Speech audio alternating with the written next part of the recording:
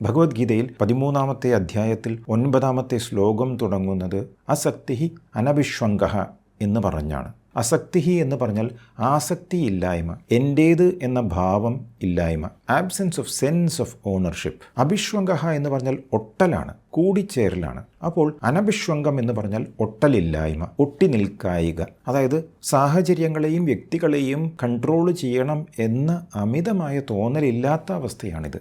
ഈ അസക്തിയും അനഭിഷ്വംഗവും പുത്രദാരഗൃഹാദിഷു എന്ന് പറയുന്നു. പുത്രൻ, ഭാര്യ, വീട് തുടങ്ങിയവയിൽ. ഇവിടെ ഗീതയിലുള്ള ഈ ശ്ലോകം സാധാരണക്കാർക്ക് മനസ്സിലാക്കാൻ കുറച്ച് വിഷമം കാണും. കാരണം മനസ്സിൻ്റെ തലത്തിൽ നിന്നും ഇത് മനസ്സിലാക്കാൻ കുറച്ച് വിഷമമാണ്. പുത്രൻ, ഭാര്യ, വീട്. പുത്രൻ എന്ന് പറഞ്ഞാൽ പുത്രിയും വരും. അപ്പോൾ പുത്രൻ അഥവാ പുത്രി, ഭാര്യ അല്ലെങ്കിൽ ഭർത്താവ്, വീട്, ഇതൊക്കെ നമ്മുടേതല്ലേ എന്ന ചോദ്യം സാധാരണഗതിയിൽ മനസ്സിൽ വരും. ശരിയാണ്, ഇത് നമ്മുടേതാണ്.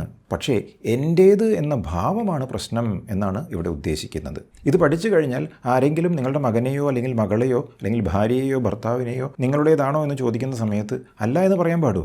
അല്ല, അതല്ല meaning. It is the inner feeling. ആന്തരികമായ നമ്മുടെ ഭാവമാണ് ഇവിടെ ഉദ്ദേശിക്കുന്നത്.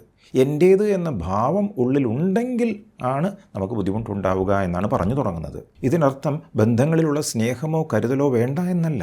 മറ്റൊരാളുടെ പെരുമാറ്റത്തെയും പ്രവർത്തനത്തെയും ആശ്രയിച്ചാണ് നമ്മുടെ സന്തോഷം നിലനിൽക്കുന്നത് എന്ന തെറ്റായ ധാരണയാണ് ഇവിടെ വിഷയം.